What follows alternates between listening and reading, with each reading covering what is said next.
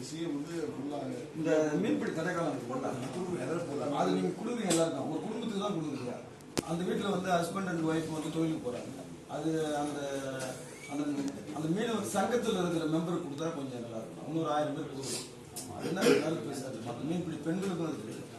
ஆனால் இது இந்தியாவில் நீங்கள் தான் முதல்ல மீன்பிடி தடைக்கால நிவாரண உதவி கொடுத்தது.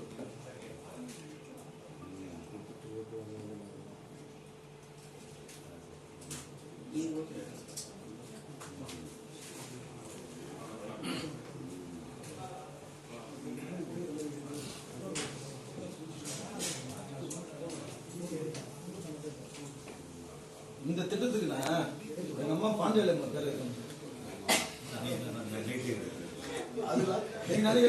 நீங்க தமிழ்நாட்டில் எடுத்துங்க, சும்மா ஒரு டாய்லெட் கூட பேர் வைக்கிறாங்க.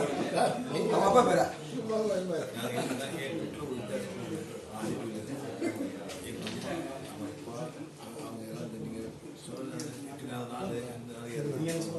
கொஞ்சம்